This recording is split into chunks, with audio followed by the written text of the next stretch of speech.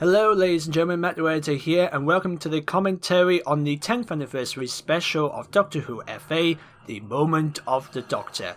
And joining me today is former UDWF1, the executive producer of Double L Productions, and my good friend Sam Lloyd. Hello, I'm back. Now, this was pretty much like the first time Sam and I worked together on a Doctor Who related project. I mean, yeah, we worked on like mini-sodes or projects before, but this is like the first full Doctor Who figure adventure we both produced at the time. Well, we made many attempts. Yeah. Matt wrote a whole series for me in 2011 that never actually fully came out. Yeah, but this is the first kind of successful project. Yeah, and around the time I was pretty much making Spider-Man action figure adventures, and then since I pretty much got used to it, I thought I might as well start working on Doctor Who. So I pretty much did like a couple of mini-sodes, and then I thought, let's do it. Since the 10th anniversary is coming up, let's just go big. Let's just start producing the anniversary special, which I don't know if any of us would have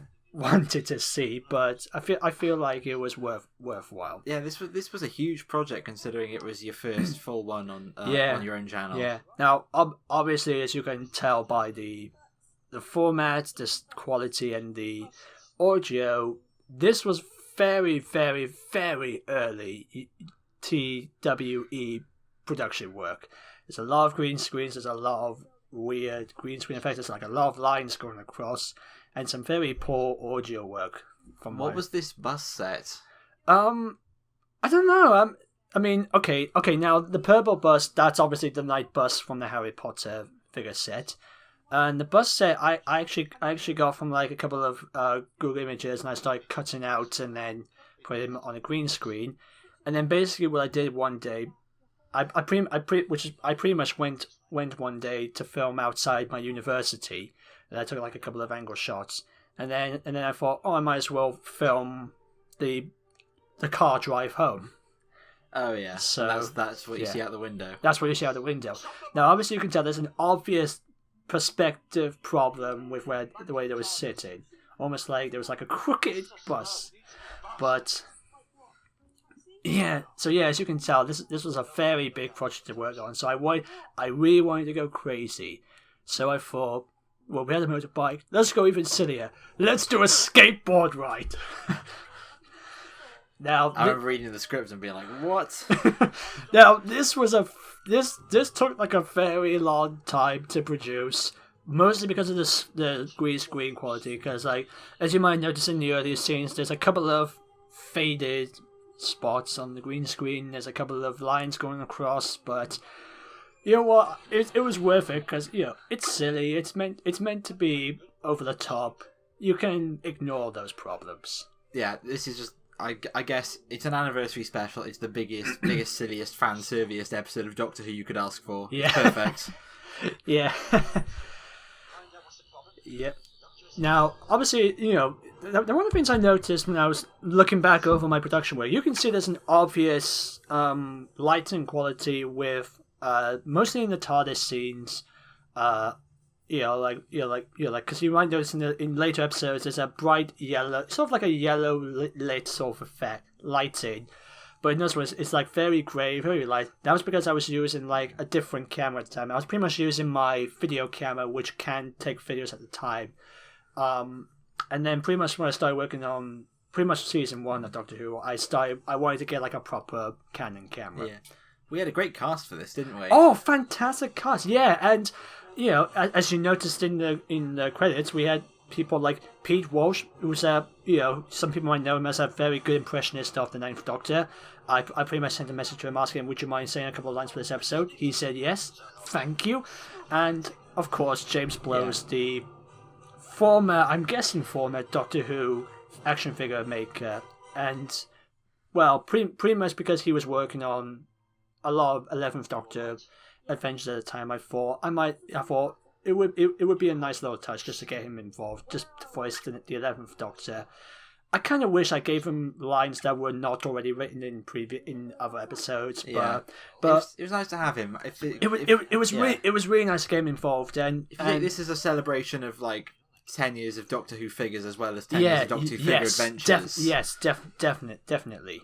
Because I think this is the year we did the first FA day as well. Yeah, It was yes, very. it was. It was shortly after the 10th anniversary of the new series that we had the FA day. For the very first one, that was such a good day. We had so many people getting involved. It's not so much now. It's really nice to see that how many people really come together just to work on something which I'm guessing most people would think, oh, it's not really a big deal, it's just toys. But no, this is a fan service on figures of their quite possibly one of the biggest sci-fi TV shows at the time. It's a huge community. It was so good to finally be celebrating that with everyone. Yeah, and honestly, it was really nice to be, welcomed with open arms when I was working on these sort of projects. Well, of course. Yeah. Now obviously we need to talk about a couple of stuff. So now there's obviously one character I think we should talk about later on, but I want to talk about the ruins of London we pretty much got here. Now obviously I know some people are going to say, oh, you got that from like City of the Daleks, you gotta get that from City of the Daleks. And I'm like, no, because originally the story was originally called History of the Doctors. Sorry, History of the Doctors. And John Hurt's Doctor wasn't in it at the time.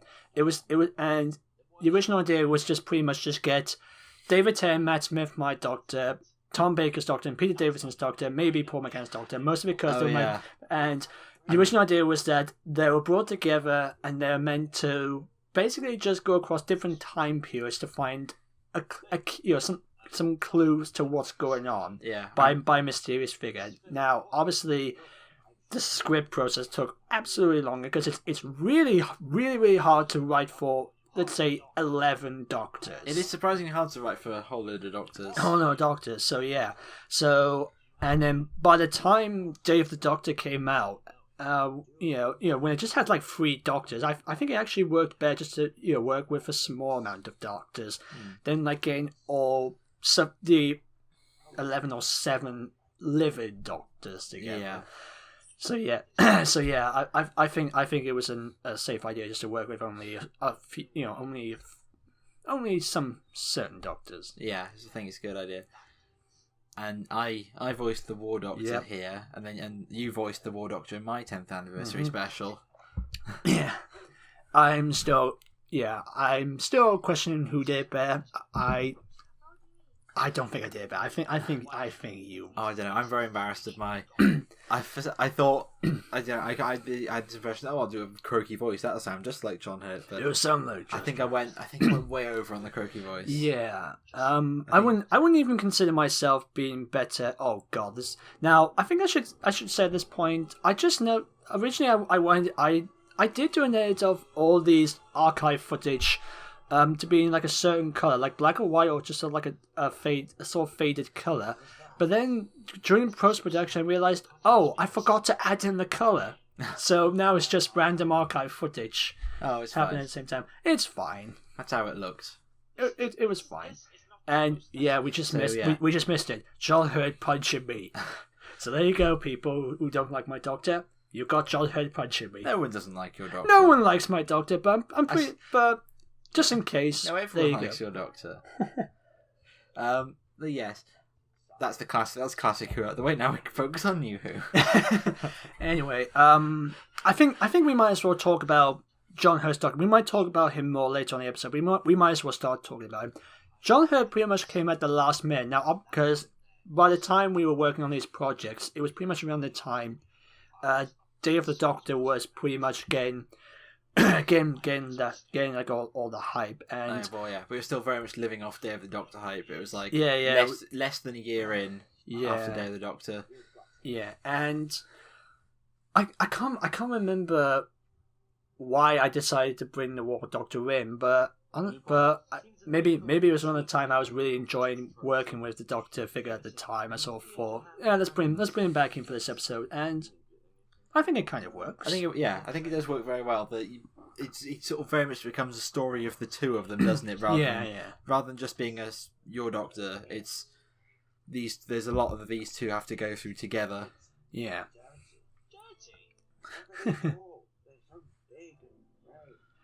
I'm trying to remember whether I wrote that line or did you write?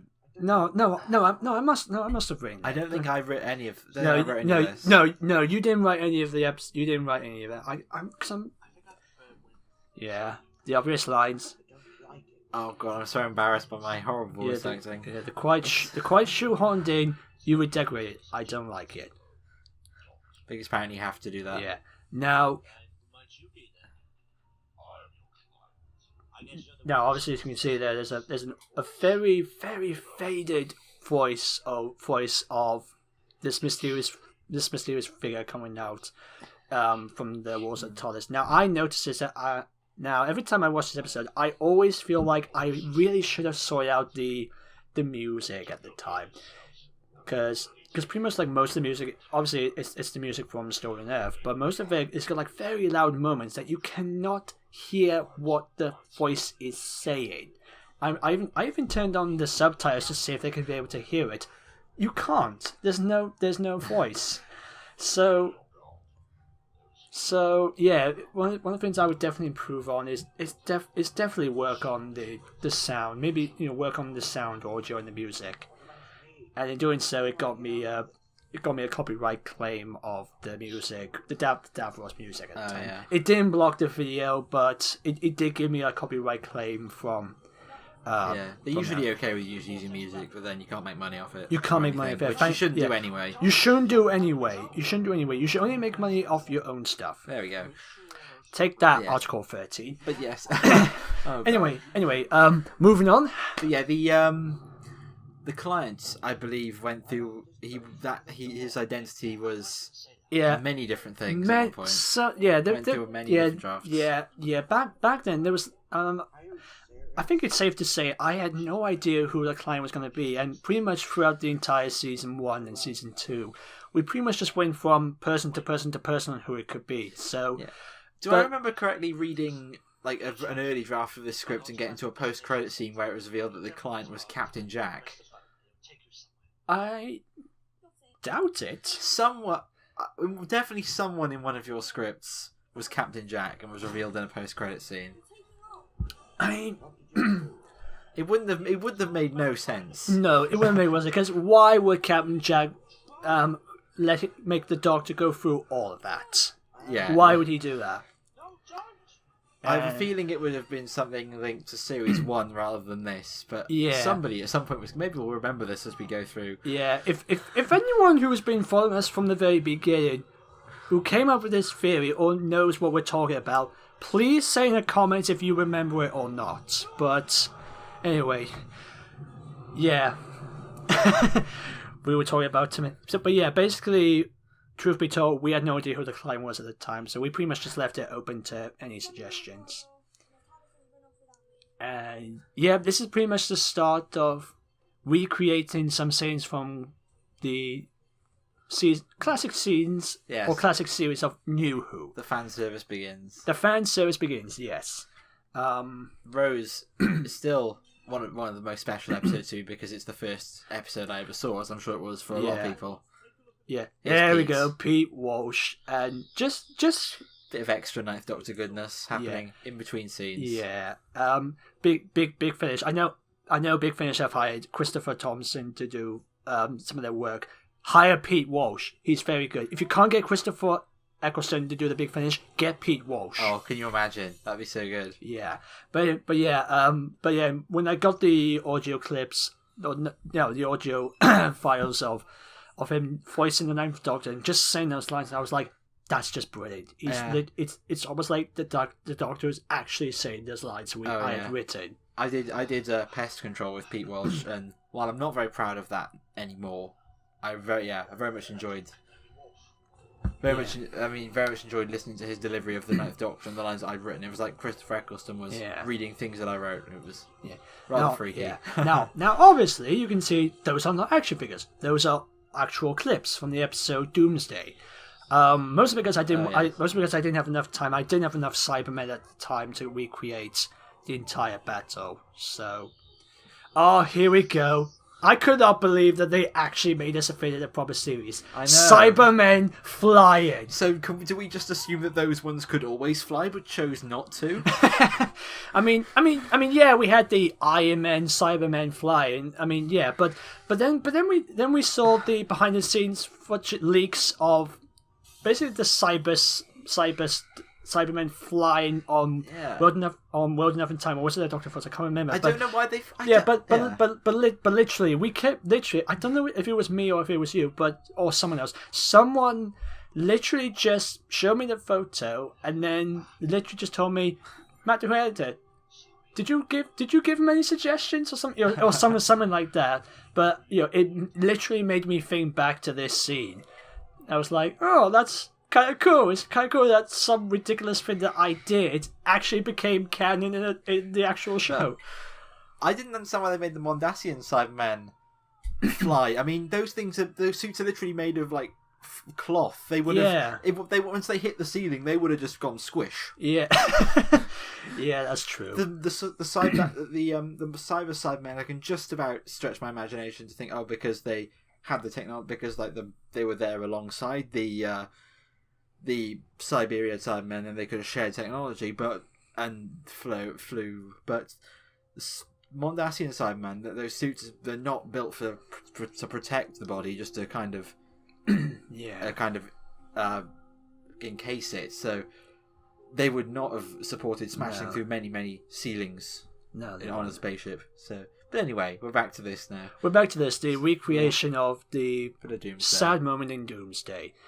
Not perfect, but close enough. It was close enough. And it was a tiny little bit of fun to do when you're recreating some stuff. Yeah, obviously not David Tennant's voice.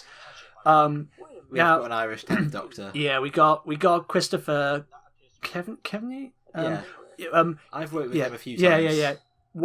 He was called White Point Star Productions at the time. Yeah. I think he stopped doing it now. He was the original Yora, Yora who appeared in Great Spirits of Adventure. When he was in Descent of the Doctor on my channel. Yeah. Now, basically, around the time we did have 10th Doctor impressionists at the time. I can't remember their names, but there were some really good impressionists of David Tennant's Doctor, and I did send a message to some of them asking, would you be up for doing this? Did not get any replies, so I basically sent like a message on.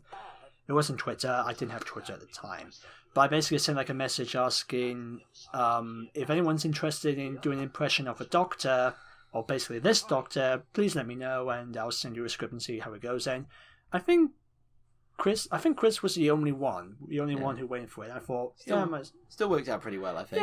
Yeah. I mean, it's not really a big scene. I mean, if it was one thing, I think I would do. I think I would have made each of the other Doctor's scenes a little longer. But if I did, then it would be then this video would already be longer than it already is. Yeah. And yes, this is part of the War Doctor's journey of self-discovery. Yeah, he's lost his memories at this point. He's lost his memory. He has no idea who he is. And yeah, as you can see, obviously, as you heard back then, there was some archive footage from the original classic series, like "You Belong to Us" from Tomb of the Doctors. There was John Patrick saying "Reverse the polarity of neutron flow," and some other lines, but. And yeah, as you can see here, this recreate clips, or attempted recreate clips of the Night of the Doctor. Yeah. I like to think that the point where the War Doctor lost his memory would have been after just after the sequence that we saw in Phantom of the TARDIS, and that's why the Doctor had the vision of that particular moment in the Time War. Yeah. Now, obviously, this was before they released the Night of the Doctor's action figure, with Paul McGann including the cup he was drinking out of. So I literally just had the Paul McGann figure I had at the time, and funnily enough, the Grail that he actually drinks of is actually a Grail from the Indiana Jones figure set. Oh right, so it's the Grail. It's the actual Grail. And here we go. This was quite possibly the first time I literally started filming some scenes outside my house. Oh yeah. And this was actually filmed outside my garden. Unfortunately, the bush where are meant to be the trees is not there anymore. We had to cut it down last week, so... And here's James is 11 as well. James is 11, yeah. And, oh god, the crew. The Weeping Angels with missing wings and missing arms and hands. Yeah, not a good idea. But it was actually pretty fun. It's always fun to do some stuff with Weeping Angels. Even when they're done wrong. I've got so many Weeping Angel figures, it's crazy. Yeah. So basically, all James basically had to do was just voice over lines from the actual episode. When I could have just used the lines from the actual episode. Yeah, but I'm pretty sure I would get more copyright claims from using that sound again. I think it was nice to get members of the community involved. Of course, James is kind of, I guess I'll say James is one of the most iconic figure adventure makers. Yeah. Oh yeah, he definitely is. I mean, James was pretty much one of the FA makers that really got me into working. Basically got me into doing this sort of thing. Yeah. And I'm thankful for that. I used to watch James's FAs a lot when I was making my own, back in 2010, 2011. Yeah, same. Why doesn't the teleport work? Okay. Now, to be fair, the guy who voiced him is my friend Nathan Williams. That was Nathan. That was Nathan Williams from Theatre Group. He was a kind of a Doctor Who fan at the time. I don't know if he still is, but he just wanted to do a bit of voice work on some of my projects. So I basically got him to voice this character in this episode, and then later on, in other episodes, he basically just comes up to me and say, "Is Strax in your episode? I'd like to voice Strax." So and then Strax happened. Yeah. And he was on the telly. Yes, he was. Yes. Oh, for those who don't know, he was on BBC Wolfblood. Just so you know. But yeah. It was. Yeah, he doesn't act anymore. He mostly does like a lot of behind the scenes stage work. Oh yeah, he doesn't know. I don't know. I haven't spoken to him for a while. No. I mean, I've seen what he does, but yeah. Anyway, we're going off topic. Yeah. Now we seem to do that a lot. Now obviously here's a continuation from the previous scene. As you heard, there was like, "No, I'll never know if I was right" from Adric from Earthshock, and there was, "If we fight like animals, we die like animals," and one of the things I just noticed when I was in this scene, there's a bit where you hear a faded audio of "Not in the Name of the Doctor" from Night Demons, and just when it door opened, perfect timing. And here we go. Now this was made way before this episode came out. This was an original scene from the original script, the original history of the Doctors. Obviously, you can see the stop motion is better, but shit quality. But obviously, painted effects. But yeah.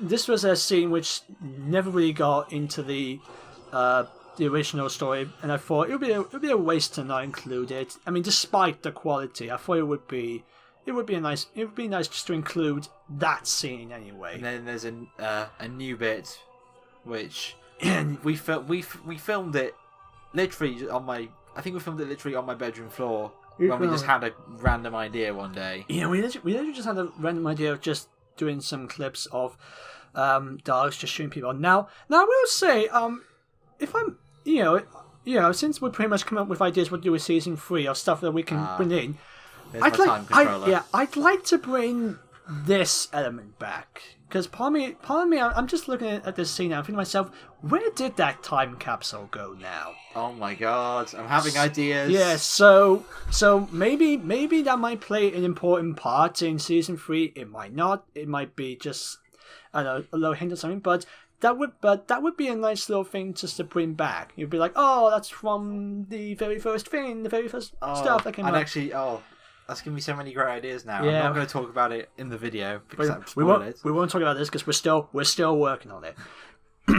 But anyway, here we go. Boomtown. Boomtown is one of my favourite episodes ever. I know a lot of people said they really don't like it. It's not the best episode of season 2.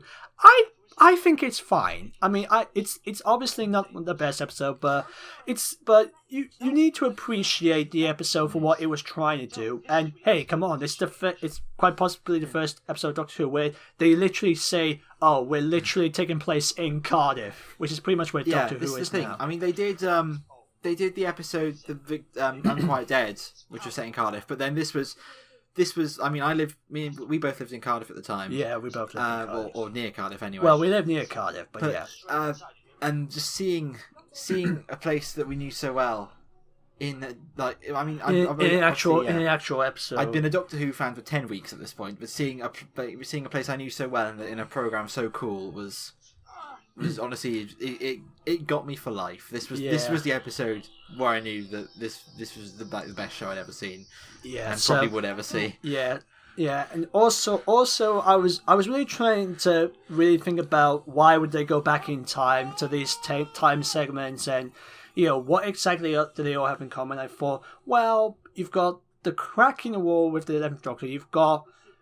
We've had the void from Doomsday. We've got the rift in this episode, and I think we've got something for, I'm guessing, the next one we're getting next. And I thought, it would be a nice little clue or hint on what is causing the problem with this episode, as we'll find out later in the episode. And it's nice to connect all these things throughout the history of Who. It's nice to connect these sort of things. And here we go. The moment I think came pretty much at the last minute, I think. And yeah, this was a very tortured scene to do. I don't mean it literally. I mean, look at it. It looks pretty easy to make out, but literally just writing the scene and just pretty much thinking, well, what exactly this scene means is just like, oh, that's pretty grim. Yeah, in my head, this takes place sort of very shortly after what we saw in Phantom of the TARDIS with the War Doctor. Yes. Yeah. Chronologically, this does take place after the scene in Phantom of the TARDIS. Yeah, I like to think what was happening with what we saw happening with the Daleks earlier in this episode was sort of an extension of what was happening in Phantom. Well, in this dimension, the Sisterhood of Khan get exterminated, including Ohelia. That changed when she returned in Hellbent. So, gulp. Yeah. Well, But I kind of wanted there to be a sort of hint that all the people that have helped the Doctor, that have guided him throughout the war, have now died because because they all knew the Doctor, they all met him, they all talked to him. He sort of influenced him, and I sort of thought, well, this is the breaking point. He does not want to do this anymore. He wants to forget everything that he has done. He literally wants to forget who he is. So this mysterious figure, who you'll find out in this episode and later on as well, just gives him the moment which, funny enough, wipes his memory. Yeah. And now, as you saw there, it gave his memory back. And here we go. Now, the scenes in this room with these two guys, that was like the first couple of the actual first couple of scenes that I animated throughout the entire production. All right. And that was around the time when I was really starting to get used to a new stop motion software, which I pretty much stopped doing at the time because I thought, no, it's not working. I'll just take still shots and zoom them in. And here we go. This was a nice little scene to do. Just basically to do like little sets of the shops, and I pretty much had to like Photoshop posters or flags. Yeah, and in the background, those three characters in the background are my Doctor and also Peter Vernon and a character called Nicole. And those people were going to be travelling with my Doctor, but ended up. In fact, they were in the original version of the multiverse theory. Yes, that never got released. Yes, they were. Still got some footage from that somewhere. Yeah, we still got footage of that. What kind of trouble? But yes, those that was going to be a TARDIS team of 3. But then Peter ended up travelling with the Osborn Doctor instead. Yeah, and you had Bonnie. Was her name Bonnie? No, it wasn't. It was Bonnie. Carrie. My friend Bonnie played Carrie for a while, but yes, then Carrie became my Doctor's companion. Then and here we go. The bad wolf. Yeah, segment. I think what I was trying to do at the time was just sort of give the idea that whatever this virus that came out of the TARDIS is the thing that made all the science turn into Bad Wolf. Oh yes. And I guess that could also be connected to... It's connected to, like the rift, the void, and all the problems. And I think at the time it's like the Medusa Cascade or whatever it was that season 4 was a part of. That is causing all those stuff, sort of causing the problem with the timelines at the time. God, I missed the red lighting.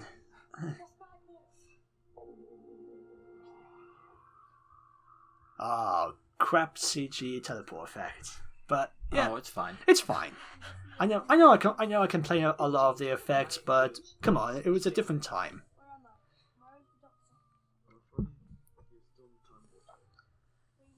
And yeah, now we're starting to draw to a close. Yeah, we're really starting to get to a close of where exactly, finding out exactly what's going on. I'm trying to remember. Is this the point where the War Doctor has his memories back? Yeah, he's had his memories back, and I think this was a last-minute addition where I thought I'll add in the scene literally from Day of the Doctor, where David Tennant and Matt Smith and John Hurt's Doctor. Now, obviously, you can see they're in the background. I never noticed that before. But I kind of wanted to give a little hint that, John Hurt's Doctor is literally listening to what's going on, and he understands why he's doing it. Why is he the Doctor? Why does he have to do it?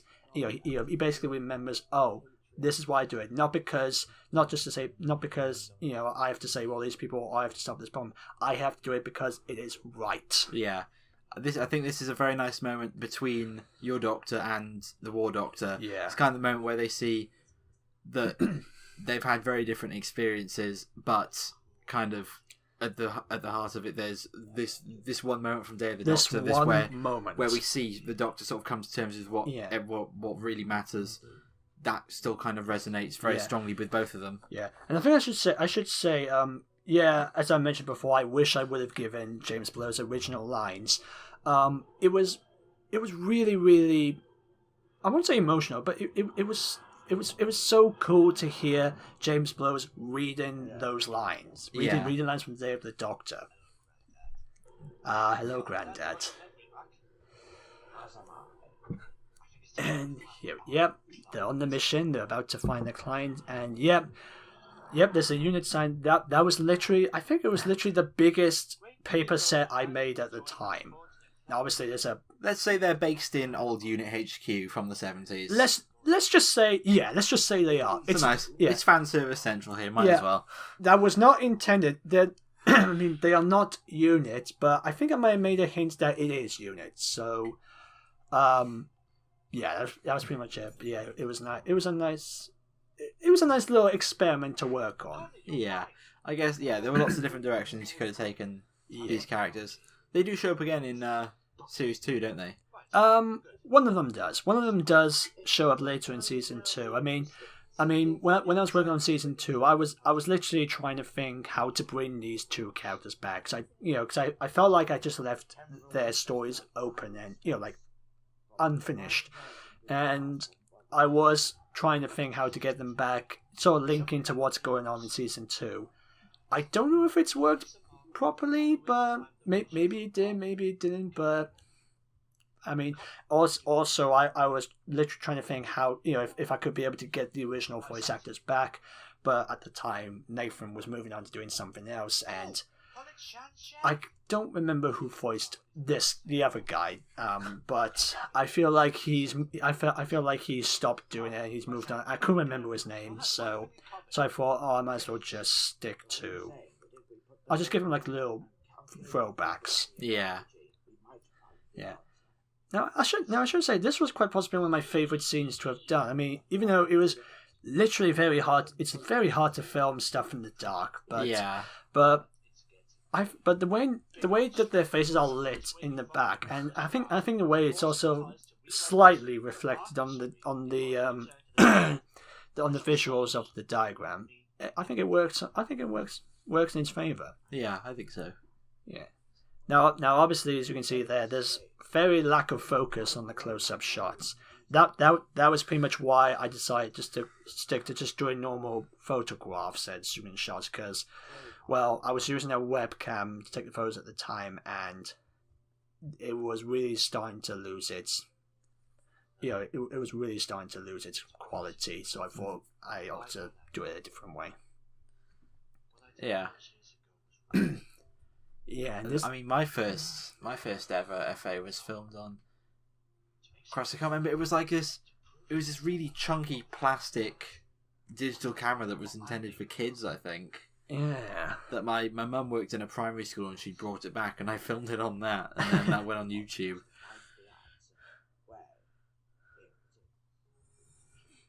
Oh, that I never noticed how that was such a cool dissolve. I never noticed that. I mean, yeah, the light, it's obviously light in effect, but then you get like dissolve. But that was smooth. I mean, like unlike any of the other ones, but yeah, it was nice. Yeah.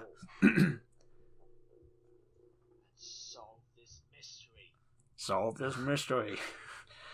God, the audio was bad then. But yeah, I guess it's probably strange that going from like series 1 then back into this. And then what comes after? I agree. I mean, I feel like during the production, I think I might have left them confused, but I think it was kind of important at the end of this episode that there's a teaser that says coming soon, how the Doctor met Connie. I think they did know we were going to get a prequel to this. Yeah. So. And that was always the plan, wasn't it? Yeah. But then, I guess the 10th anniversary kind of overtook series 1. Yeah. And well, looking at the ratings of it over time. I mean, not this particular video, but basically, part 1 of Moment of Doctor, I think, is the highest viewed video that I've ever done of Doctor Who. So I could be wrong, but it is. I'm guessing since it was the first one I've done, it's obviously the most viewed. So where are we now? They are in. Oh yeah, if I remember, I think it's the Eye of Omega. I've mentioned Omega. At some point. Yeah. And oh god, this was such a cool scene to have done. Obviously not the best executed, but this was such a cool moment. And yep. Look at that lighting. Yes. Perfect transition. Here he is. There he is. Now, funny enough, I have to mention this. You mentioned, you literally said, when you were doing recording of this scene, you said, oh shit, it's Rassilon. You literally said that. I did, yeah. I don't like to, when I record my lines, I don't like to read ahead because I still like to be kind of surprised, but then okay, so those of you don't now, for those of you who are watching who are younger, we apologize for all the swearing, but don't blame us. Shouldn't be on YouTube if you can't handle it. No. You're too young. You're too young. Go outside. Go enjoy the sun. Moving on. Go and live your childhood. Okay, moving on. Okay. Rassilon. I think when I was doing it, now this was actually a scene that was originally written for History of the Doctors, but I wanted to bring it back at some point. But originally, the original villain was supposed to be Omega, pretty much using the faces of all the classic Doctors to find the true form, his true form. But I didn't want to include Omega, even though I had the Omega figure with me. I did not want the obvious villain to return. So that would have been a very cool twist. I mean, if even it wasn't Omega, somebody using the Doctor to try and find their true form, and then the face flashing between the classic ones. Then they're using your Doctor to try and find the newer Doctors, which are kind of locked behind the Time lock, and so it can't reach them. Yeah. So it has to go through the Doctor, and that would have been a very cool concept. Yeah. Now, obviously, as pretty much as you just said there, awesome concept. Did it work with the entirety of the plot? I don't think it did. No. And because you've got this big quest of those going through different time periods, and not one hint that it's Omega trying to take all the forms of all the Doctors. So I took that out. Even I don't know, it might come back, but I took it out and I thought I'll go with Rassilon, and it's just him trying to break out of the time lock. Yeah. Which I think is the safest evil plan to do. And yeah, this was pretty much the start of using the "Am I a Good Man" theme tune. Oh yeah. Yeah, which wasn't released at the time. It was an unreleased audio from the. This would be very from Deep Breath. It was from Deep Breath, this and would have been very shortly after Series 8, wouldn't it? Yeah, really shortly after. Yeah, shortly after Series 8, and I just liked the tune so much I wanted to include it, and this is my favorite shot: the TARDIS flying in the clouds. Oh, I love that. And it's then used again in episode 1 of season 1. Oh then, yeah, except with a different sky. But I just love that shot. And once again, that's Thomas Roberts' voice in Rassilon. Oh, yeah. He also, for those of you who are watching this, he voiced Connie's dad in season 1. He voiced Rassilon in this. And here we go. We love getting all the doctors together, don't we? Yeah, and pretty much throughout the production, I was thinking myself, there's no other way to introduce the doctors than just literally have them, just literally walk out of the TARDIS one by one in a line. We seem to do this a lot, don't we? We seem to do this a lot. Yeah, I mean, it's not just us. I mean, other FA makers have done this a lot. They bring on the doctors together. Now, obviously, as you can hear, there's a combination of voice work and archive audio footage of the classic Doctors, like Colin Baker saying, "Absolutely not." Yeah. I can't remember where episode it's from. You got Sylvester McCoy saying, "You ain't seen nothing yet." But yeah, I pretty much got that idea from another FA maker did like the 11th Doctors, and he literally just used audio from all the Doctors episodes together. He combined it into the episode, and it worked perfectly. Oh, yeah. So I thought I'd try and do the same. And here we go, my favorite scene. Oh, this is. Here we go, and I think I've had like a couple of people commenting saying, "Oh, we love this shot. We love this shot of all the Doctors lined up together." I love that shot. Yeah. Now I think I should say, now obviously the Doctors have got screwdrivers, so they're obviously using that to make the force field. You've got, I think, the first Doctor using his cane. You've got Patrick Troughton using his recorder. And I think to myself, what could Colin Baker use? Because he doesn't have any prop. No. And that point I was literally like, oh god, what am I going to do? So I just skipped him. Aww. Shame. I mean, but I did make a joke in the episode. He says, use your screwdrivers or umbrellas or walking sticks or bushy hairs. I don't care. I feel bad. I mean, I like Colin Baker. I feel bad. If only we got Colin's multicolored umbrella. Yeah, that would have been nice. Yeah, and it was so cool to have the Doctors flying across, and then last minute addition, Peter Capaldi. Here he is. Now I've had some in the comments saying he's in the wrong outfit. He did not have a bow tie. He wasn't in the episode. Who cares? They did not release the figure at the time, and when I was literally just filming that scene, I wanted him to be, with him bow tie free, because there's literally a part where you can switch shirts, and there's one without the bow tie. But I couldn't find that shirt at the time, so I had to just switch heads. Yeah, and it's fine. It's fine. It's a quick shot. It doesn't really matter. But I thought it would be nice to include Peter Capaldi in this episode. I must say, you did well.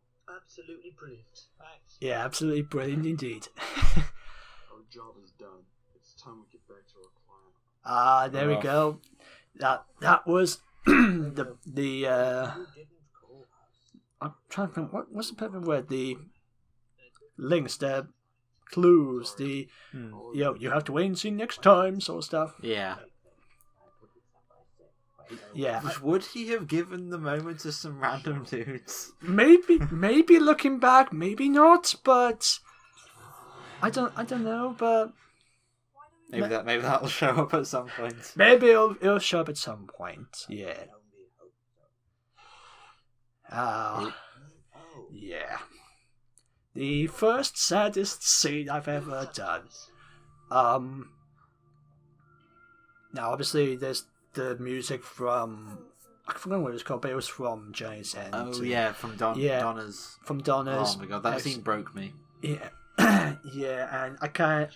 So, yeah, you can see why I had to include that music. Yeah. Yeah, and I think when I was writing, I was trying to think how could I close this episode and exactly where at this point does this take place, particularly with Day of the Doctor. And I sort of thought maybe this could take place after the events, Gallifrey falls no more, and before John Hurt's Doctor regenerates. So I thought that maybe he might have done like a little adventure of sorts before he regenerated in Day of the Doctor. Yeah. And then this episode is pretty much like the breaking point for him. This is pretty much him saying, "Okay, I know I made mistakes, but I'm there. I'm still going to do it even to my last breath." Yeah, I like the idea this kind of takes place. Yeah. In the middle somewhere. Yeah. And just a little hint of just the Doctor putting his hand on his shoulder, Connie hugging him. It's like saying, it's like saying goodbye to a granddad or a friend or a pet or someone you've known for a long while. I know, don't cry, don't. But I wanted to create that. I wanted to get that sort of effect. So I pretty much just had like the Doctor put his hand on his shoulder and Connie give him a hug goodbye. And there we go. Now, literally, I had to really recreate, particularly on the timing of on this Doctor's regeneration, and particularly with the music. Now, if there's one thing I think I would have done, because you will notice in this next shot, you got the Doctor's face close up there. I wanted him to close his eyes before he changes faces, and I wanted them to stop, turn off the screen before we see his face. I mean, obviously we know he regenerates into Christopher Eccleston, but I wanted him to like sort of close his eyes, close his eyes before he changes, but I didn't know how to do it at the time. Well, but we got the close up. Yeah, that's enough. You managed to access the TARDIS files to activate the Eye of Harmony. Plus, now, yeah, bit of a continuity error.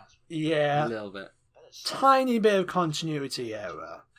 Where you got the Doctor sitting down. He's like, "Wait a minute, Connie, how did you manage to do this?" And this was literally before I was literally writing season 1 at the time, and I already had given the somehow twist in season 1, and then I noticed, oh wait, now what do I have to build up? What am I building up? As he said, sometimes I wonder who you really are, and then season 2, nothing happens because it's literally Connie's last adventure. So yeah, that's a bit of continuity error there, which I'm open to be honest about. Yeah. But thankfully, it didn't go anywhere. Because if it did, I think it would have been entirely complicated. Yeah. And yeah, Son of Freedom. You cannot do a multi-Doctor story without Son of Freedom. Of some sorts. Oh, there they all are. Yeah. Now, I feel really bad about having Matt Smith's Doctor agree to me, because I literally had the TARDIS set, but I couldn't find it at the time. I didn't have time to film it, so I did the lazy route and use green screen. But yeah, I still wish I did film him on the actual set. Ooh. Yeah. We got a mid-credits. Mid-credits scene. And this was pretty much the start of when I was literally thinking, what is the overall story throughout all of season 1 and season 2, maybe season 3 as well. Pretty much, what is the big plan? Yeah. And and this was literally a point out to myself: who was the client? Who are these two working for? And who was the guy in the black cloak? And some of the answers are answered in season 1 and season 2, but. Yeah. This was pretty much something. I was literally thinking. I was basically thinking, what could I set up for? Yeah. Now, I'll talk more about who that female's voice is. I mean, obviously, if you've seen season 2, you know who it is. But I'll talk more about that in a future episode. So yeah, I put the client in brackets because because it was just a little hint to say that's or maybe that's not his real name, or maybe he's not the client, or maybe it's someone else. But that was pretty much a little hint.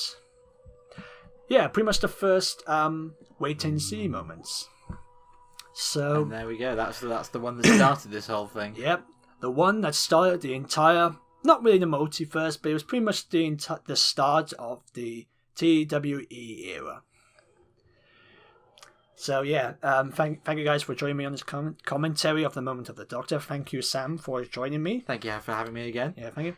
And we'll see you guys next time with season 2, or maybe the Christmas special. I don't know, but we'll see you then. See you next time. Bye.